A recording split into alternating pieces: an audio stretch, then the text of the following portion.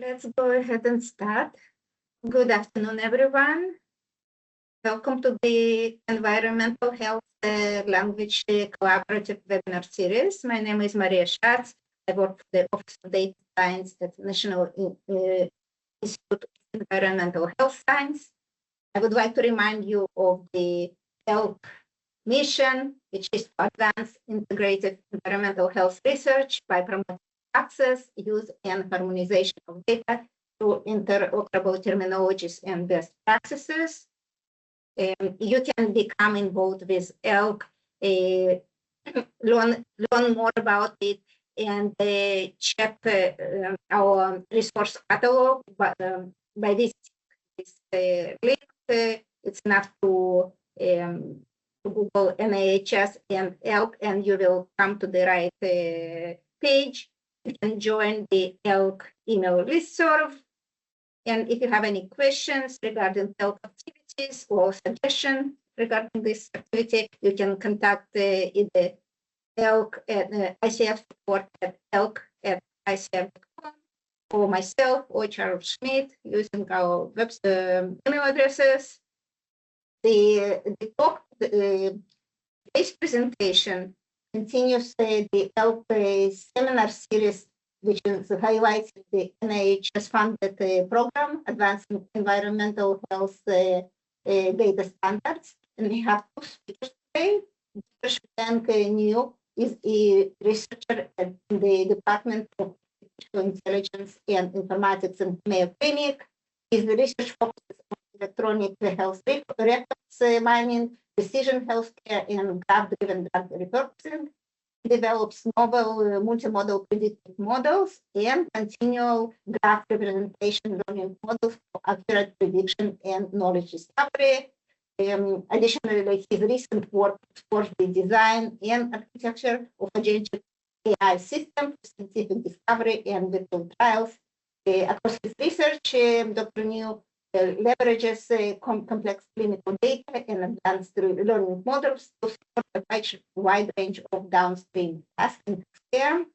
The second speaker is Dr. Xing, an assistant professor in the Department of Biostatistics and Health Data Science at the Indiana University School of Medicine and a researcher at the Regent Street Institute.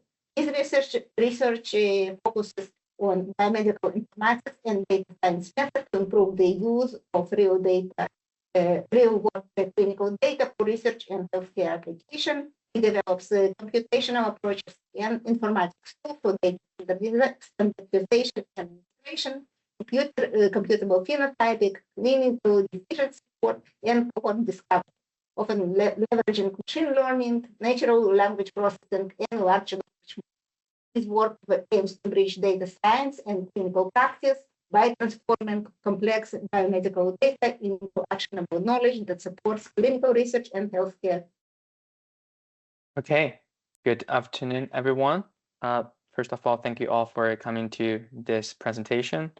And also many thanks to the National Institute of Environmental Health Sciences team for organizing and putting this workshop together. And my name is Shuteng Niu. I am currently a researcher from Mayo Clinic.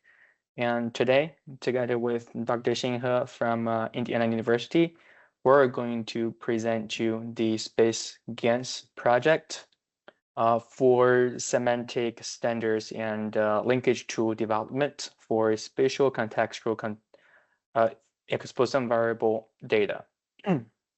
And for this presentation, I am going to start by giving you some quick introduction about the background knowledge and also introducing some current progress on the data standardization and integration part. After that, I'm going to pass the time to Xing, who is going to give you more details about the linkage tool development.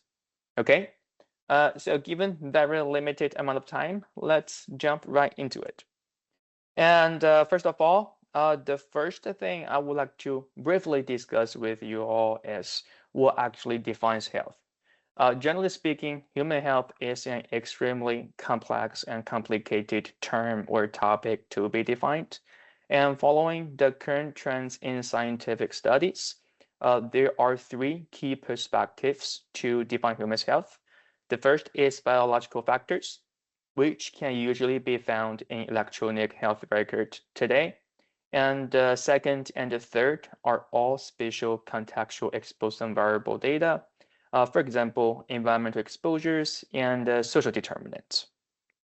Very importantly, having data sets that can cover all three key perspectives is critical to some of the very unique downstream applications in healthcare, as showing on the right side in this figure, including but not limited to precision patient digital twin models, virtual trials, and studies of gene, environment, and clinical interactions.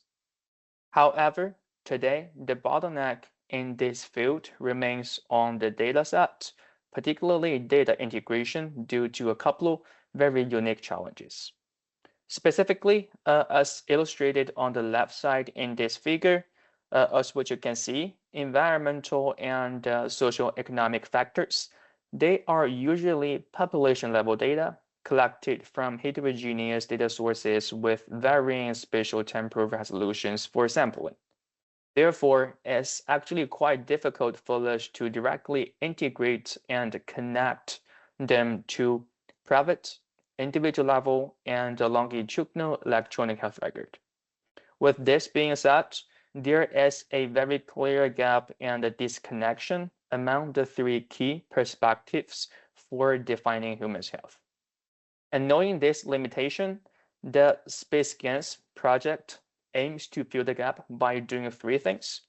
The first is developing a scalable and ontology-driven data standardization and integration method.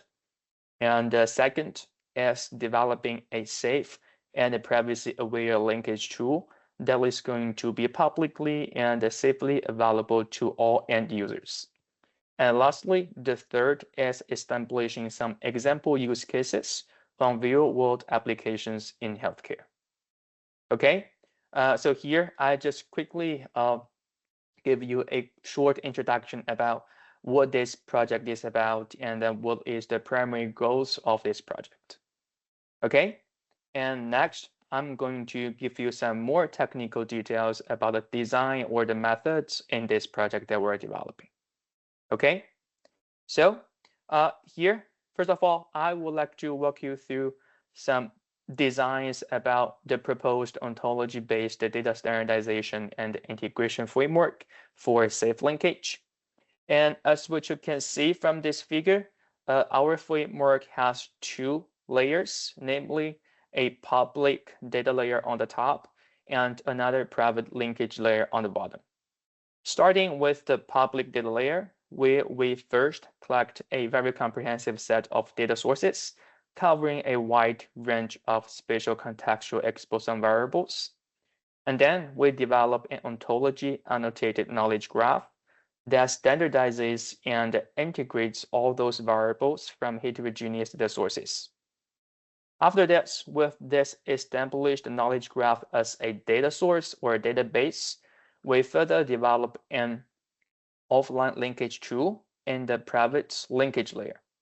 And this offline linkage tool firstly allows users to select variables of interest and then explicitly define the years of coverages and the spatial temporal resolutions for sampling. After this, the linkage tool is going to go back to the knowledge graph database to extract data samples based on users' requirements.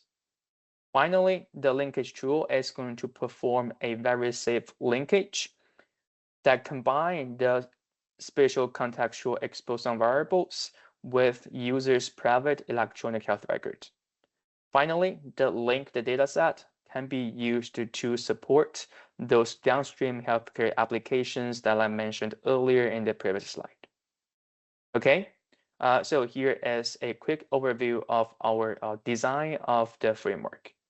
Okay, and for exposome variables coverage, in this project, we have established a very comprehensive set of data sources collection, including spatial contextual exposome variables in natural, built, and social environments.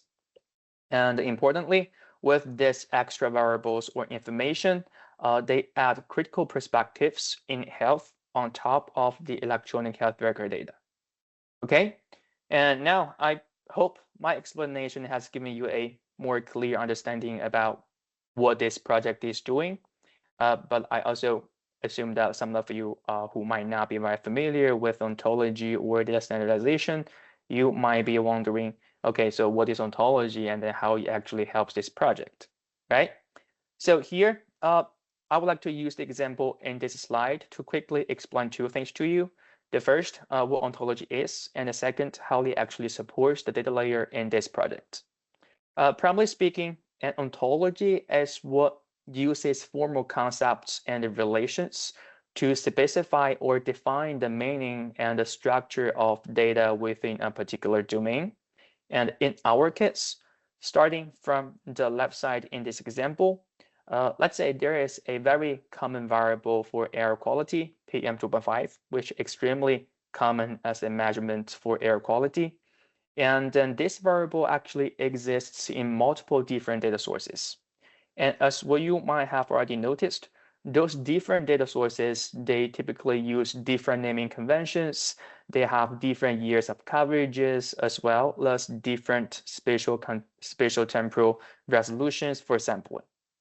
And because of these inconsistencies, we cannot directly integrate and then combine the variables from different data sources. And to address this issue, our solution in this project is to develop an ontology as shown on the right side in this figure.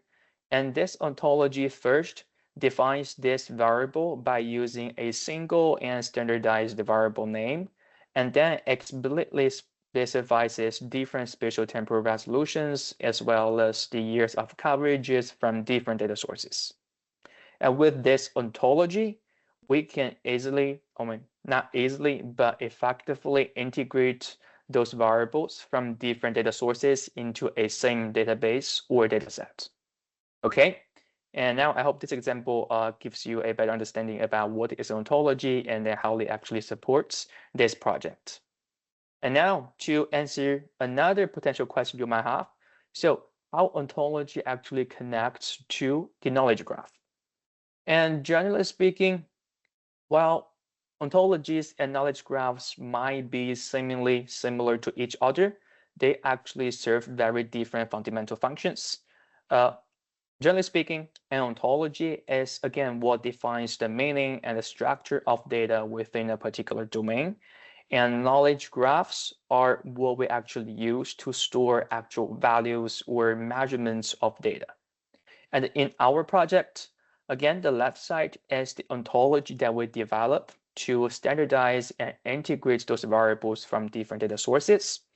And then once we store actual values of data by using this ontology as a semantic structure, we obtain this ontology annotated knowledge graph, which is shown on the right side in this figure.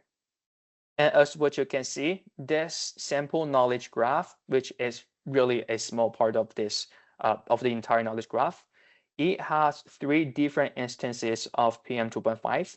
And these 3 different instances are actually collected from 3 different data sources with different spatial temporal resolutions for sampling and also years of coverages. Okay, and this is how we involve the ontology to ontology annotated knowledge graph, which is going to serve as the database for the next step linkage tool. Okay, and here, this slide shows us a very quick and simple sample of variable in the ontology. What you can see from this figure, this is the ontology that we developed by using Protege, which is a very standard ontology development tool.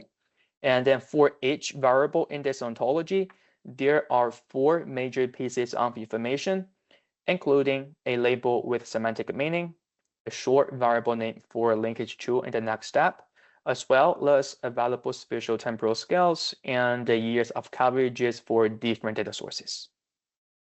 Okay, so here I have just quickly gone through some details in method or architecture design of the data standardization and integration parts.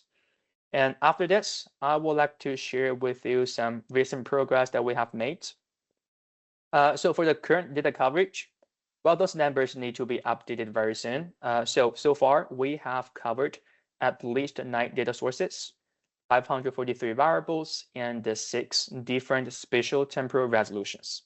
And then in this table, all the data sources marked in blue color are the ones we have covered so far. And then in the future, we're working on to adding more data sources and also processing more data sources. Okay, and this is the current data coverage we have made. In addition to this, we have also made attempts to establish a couple of use cases in real-world applications. And today, I would like to share 2 of them with you. And the first is we made attempts to investigate the association between major depression or asthma to green space coverage using linked EHR data from the SpaceScans project.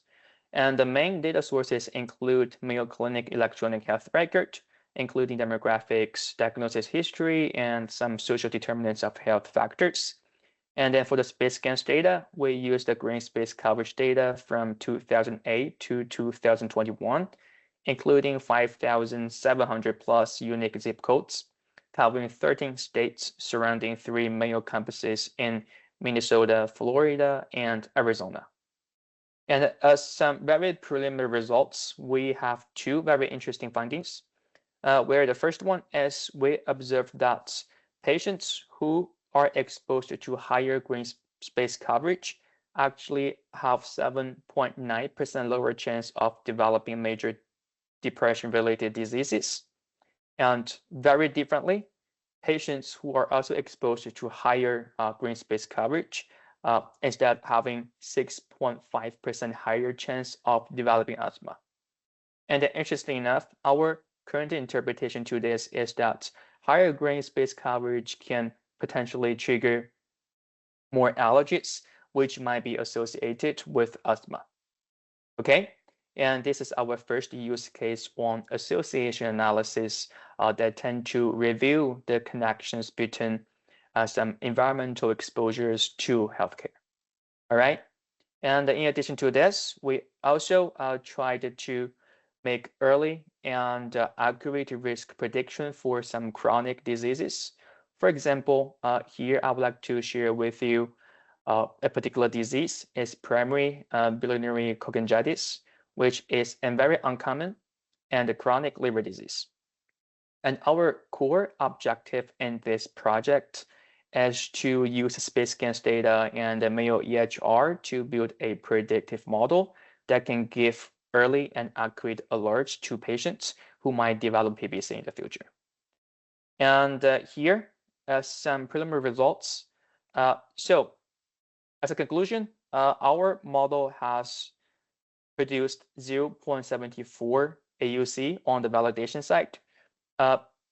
Given this is not an extremely high AUC value, but considering PBC itself is a very rare and very uncommon disease related to liver, this result is actually quite promising.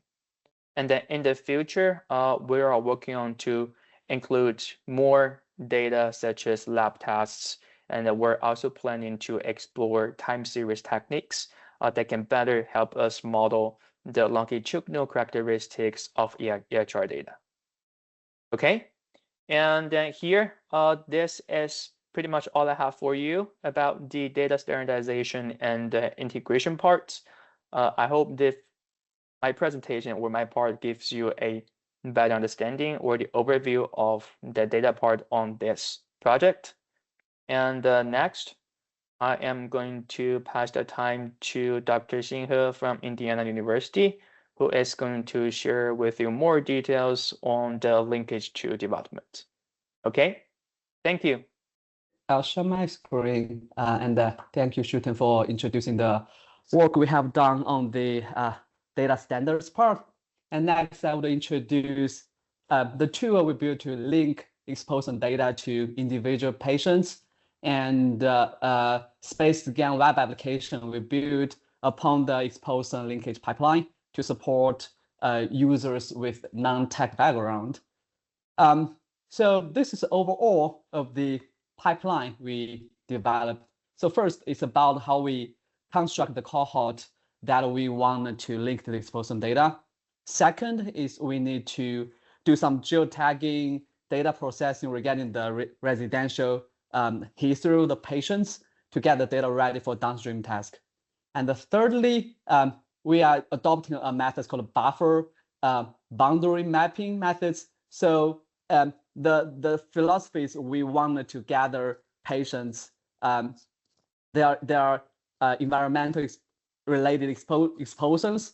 So with the data, longitude and latitude data is just points, how we can gather the environmental related things around them. So we wanted to create buffers with different size, and then we will try to use the buffer to get an area weighted exposome variable for the patients. We will discuss more in later slides. And the final thing is after we have our buffer boundary mapping, we will have a specific exposure linkage pipeline, which will consider the whole residential history of patients, where they live and when they live in that address. So we already have a paper published for using this kind of pipeline, so it's quite validated. So currently it's R scripts, and we do have the publication out early this year.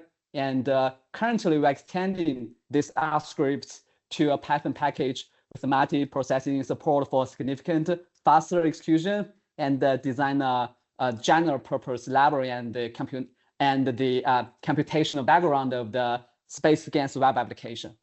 Okay, so we will go to the details. So the first step of our pipeline is the cohort construction and the residential history. So first, we need to define clearly the study cohort. We need to identify the patients of interest and the exposure time windows from the clinical data or any user supplied records.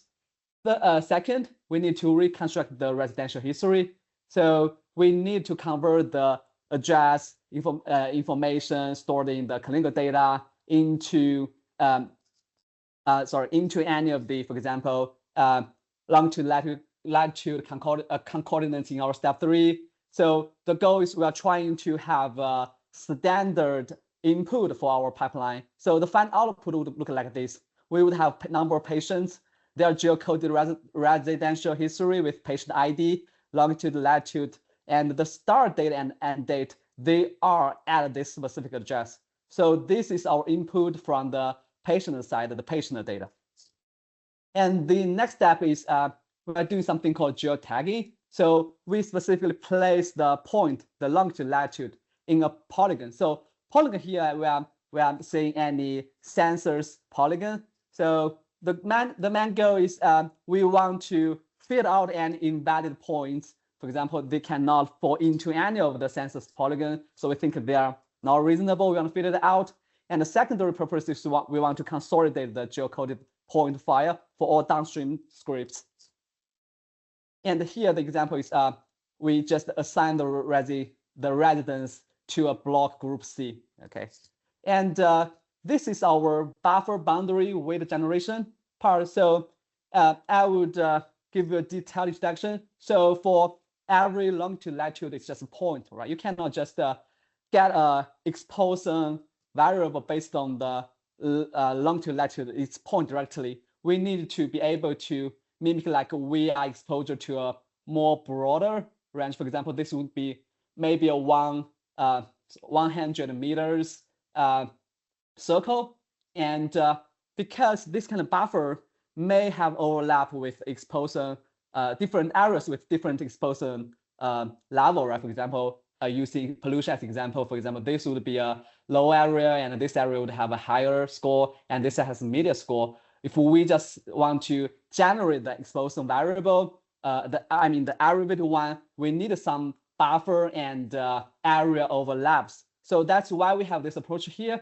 We have polygon area. So approach, this is actually for some data whose whose data format is actually Polygon on the back end. And also we have other types of data, which is in raster format. So it's more like a lot of cells. So our approach is we calculate the overlap of the buffer with each area.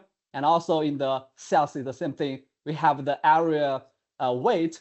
And then when we are doing the calculation, we can just have put the weight, sorry, the exposome number from each area, and then use that weight to get the weight area weighted, so area weighted exposure score. So this is our buffer approach. Of course, it depends on your study purpose. You can change the shape of the buffer maybe to a square, or you can increase or decrease the size of the buffer. So in our pipeline, we do want to make this flexible, but the main philosophy is just to generate the buffer boundary weight, and we use that to gather the area weighted results. Okay, so after we have this kind of foundation, we have our exposure linkage pipeline here. So first is for each longitude, latitude, and time period, we will use the area weighted mean across overlapping spatial units. And then for each address, since maybe the patient maybe they have a consistent address, but they may live in the address during a specific period and then live there for a while and then they go back. So for each address, we use the day weighted mean across the overlapping time periods for the patients. And in the final step is, okay, because the patients may have different residential address, we do want to aggregate across all residential addresses. So the third step from a lower level and then to a temporal level and then to the patient level, we'll try to generate the patient level temporal area, weighted average, and also the area weighted average, and have the final exposure score linked to specific patients. Okay, so that's our overall process.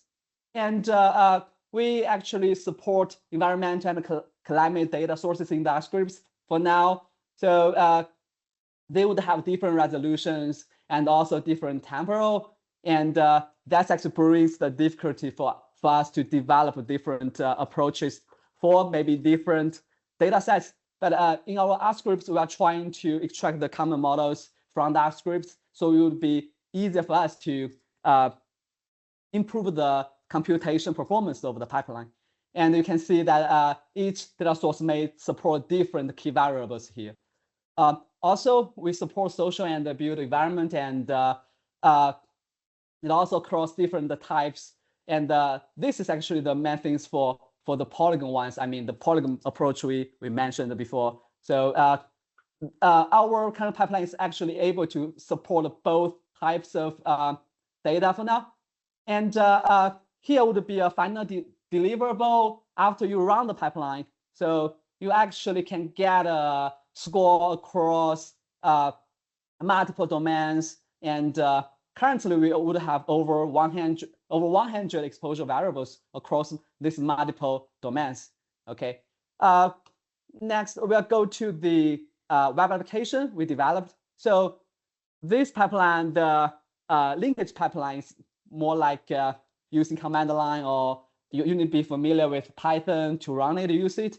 But we are considering maybe some of the epidemiologists that they are not that familiar with Python or with the command line. They may want to have a user-friendly way to use it too. So we build the space scans web application using the ontology developed from Shuteng's work, the spatial ontology. And we also integrate the pipeline to the backend, and we create this user-friendly interface to help the users to navigate the available exposome variables we provided, and also automatically help them generate the final running configuration for the pipeline. Okay, so here's how it looks like for the ontology.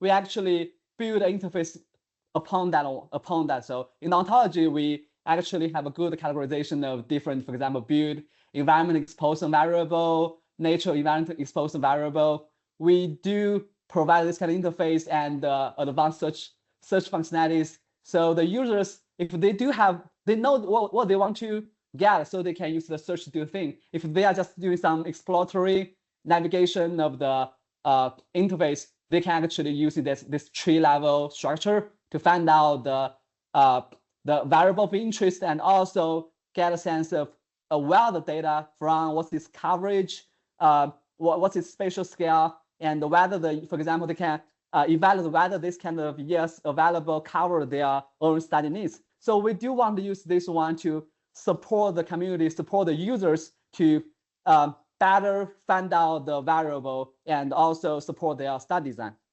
Okay. Then this is just some basic functionality design of our content interface. We would like the users to upload their data. So this is just the minimal data elements we need for this pipeline to run. And we will automatically summarize the time range of the data. So if we see any, for example, if their data has data that is out of scope of the target exposome data set they want to link to, we actually would want to give them a warning saying you are using the data, you have this time period not covered by our pipeline. So we do want to support these functionalities in our application. And then the next step is we would give different shape and size options for the users. So they would have a convenient way to find out what kind of shape is available here. So currently we only have circle and square supported, but once we have more use case, we would support more buffer shapes. And then it goes to select variables. Here, they can just go to the variable of interest, select it, and we will automatically document this is what they want. And then they can review the task design they have and with the buffer setting and the selected variables. And here we have advanced options. This is more like they can configure how many CPU they want to use and how many trunk size, what's the trunk size they want to use to improve the computation efficiency. But we think it's advanced options. Maybe someone with this needs will only need to use that. Okay. And then we have this task execution monitoring. So after they submit the task, it will be running on the back end. And we would have a task log saying what specific actions the pipeline is conducting and give the users hints of what's the kind of progress of the task. So they would also be able to download the results after we finally made the linkage, and also they can stop the task, or if the task failed for some reasons, they can do a retry. And also we will provide error message if there's any error happened during the linkage and make the task stop. So we are really considering from the user perspective how this web application could support the user needs. Okay, and in summary, we introduced the pipeline we developed and the web application we developed. Or the main goal is trying to support the community, support the stakeholders. There would be a more computation efficient way to do the linkage, and there is a web application to help them to avoid some of the barriers from the technical side. Then this is the team for this study. We have a collaboration across 3 teams for the Indiana University and Retrieve team. The PI is Dr. Zhang Bian, and this site is supporting the technical part, the development of tools, and the improvement of the linkage pipelines. The Mayo side, the Mayo clinical teams, the PI is Dr. Tao Cui, and they are more focused on the data standards, the ontology building, and supporting the data catalog to supporting the web application and the linkage too. And Dr. Hu Hui from the Harvard team, he's actually solver of these projects. He provides how the linkage should happen, to give us these kind of hints, guide us on how the data ontology should be constructed from his expertise. I mean, his epidemiology and Exposome perspective, and also support us in how we design the pipeline and also the web application. And I want to mention that we have a hands-on workshop on this tool we are developing, and it will be hosted at the end of August at Munich, Germany. And we're welcome if you can join us. So that should be all the presentation we have. And maybe we can go to the QA stage. Thank you very much for your presentation. Can you hear me okay now? Yeah. Good. Thank you. I apologize for earlier mishap. So let's see, do we have any questions from the audience?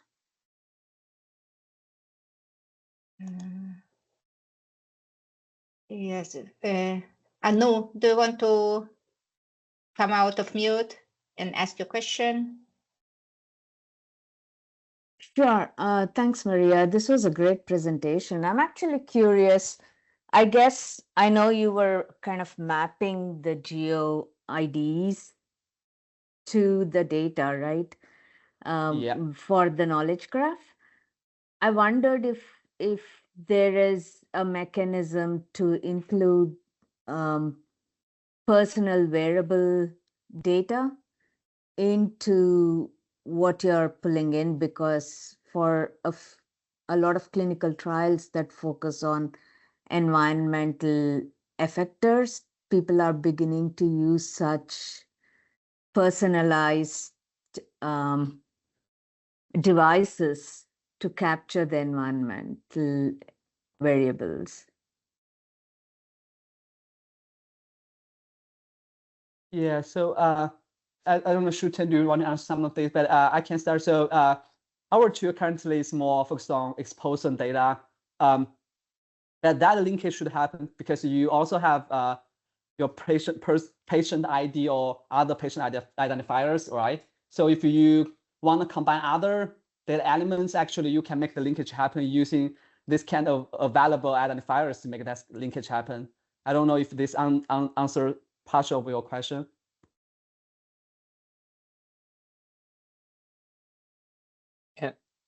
Yeah, thank you for this question. It's an excellent question.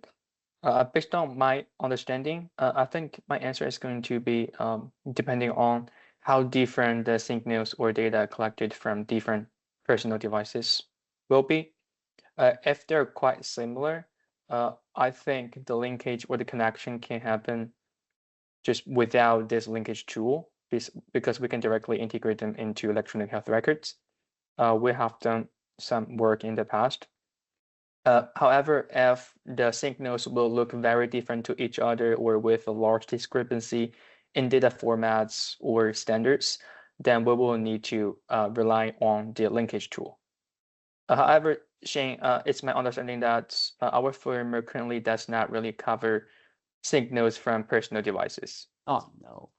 Okay, I think this is going to be our answer to your question. Does it make sense to you? Yeah, thank you so much. The other part that I also was wondering, you have a web interface for people to upload their EHR data, right? So how is the privacy managed here? Are you trying to see if people have IRBs, etc.? Yeah, I got you. Yeah, we would ship this one as open source Docker image. So every site who want to use it would have the option to just deploy this kind of pipeline and application. So yeah, that would be handled within the institution. I see. Okay. So this is not meant to be not meant to be a centralized one. Okay. All right. Makes sense. Thanks. Yeah.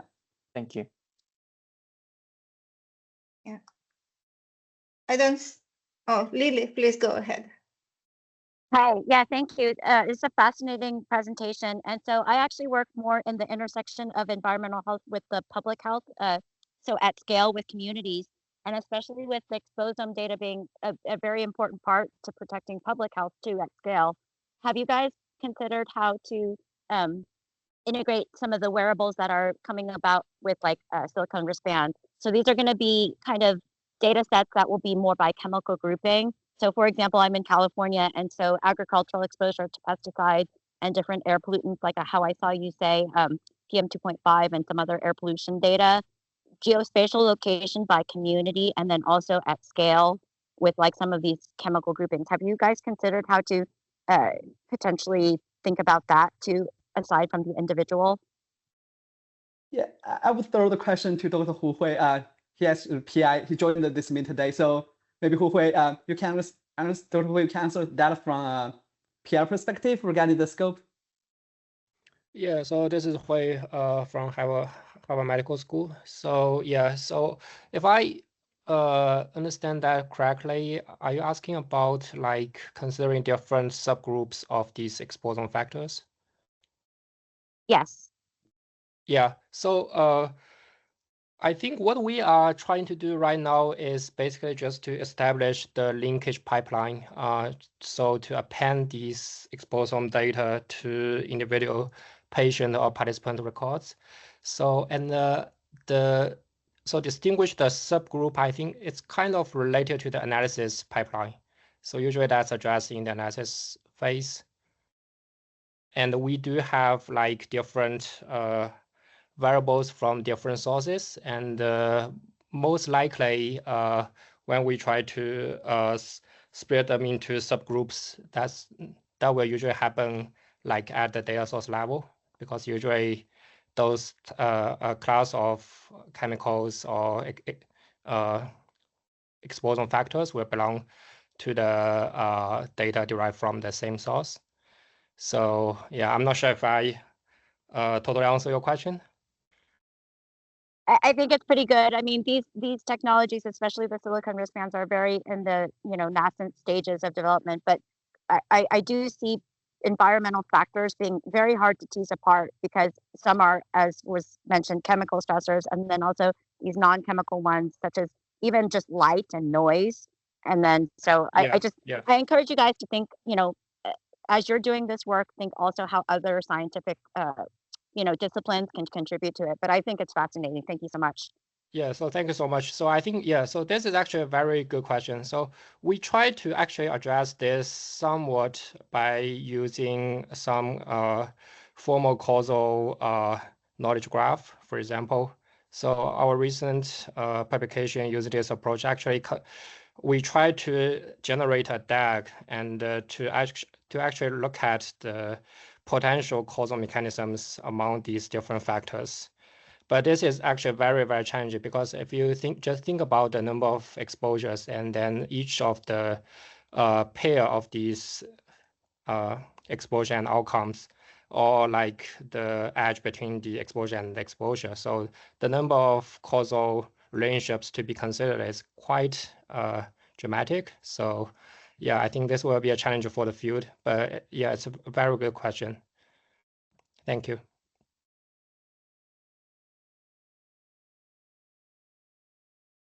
I don't see any other questions, so I will try to ask one. So I guess my understanding of at least the second part of the talk is that you are trying to create kind of a map of exposures using information from different data sources with different resolutions and with spatial and temporal resolution. And you harmonize the names, and then you somehow harmonize the spatial and the temporal aspects of that. Now, after that, you have somehow, I guess the question is, so what do you link to the patient? Do you link the house address based exposure? Do you link work address based exposure? Do you weight it somehow?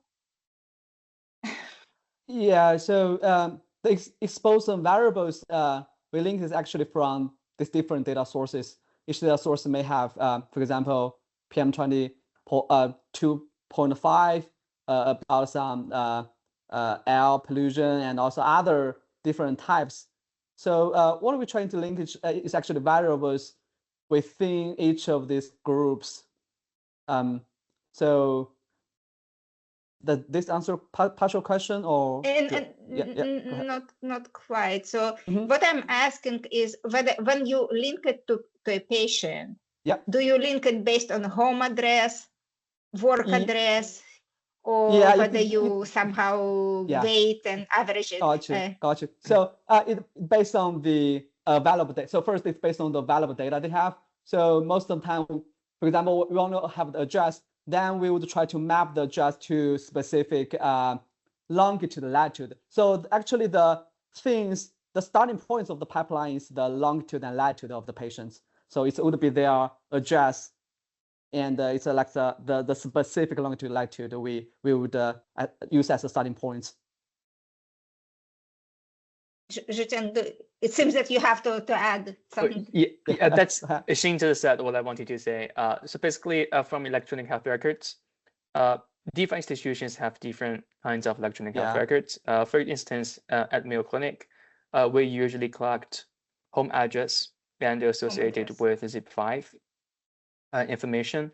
So we can somehow use this information to link this particular patient to some exposures. And then the good news is if a patient has executed a series of visits at Mayo Clinic, then we will also be able to monitor the move of the patient. So we can temporarily track the changes of environmental exposures to this patient over time. But you're only talking about in the residential address. Let's say this is a person that lives in a quiet neighborhood, but spends 9-10 hours a day in agricultural field, where the exposure will be very different. Very different. Yes, that's a very sharp question. We are aware of this, but unfortunately, it is quite difficult for us to track patients. that information all over system. Information we are in the not aggregate able level. to. Yeah, it is quite difficult. Yeah, so pretty much it's linked based on this patient's primary addresses over time. That's what we're currently doing. But in the future, we wish we could find a way to really understand how this patient's or a person's time is distributed at different locations in a day. That would be awesome. Yeah, I see. All right. Well, thank you very much. Do we have any other questions in the Q&A? Thank you, everyone, and have a wonderful weekend. Thank you. All right. Thank you all. Take care. Have a good weekend. Bye. Thank you. Bye. Bye.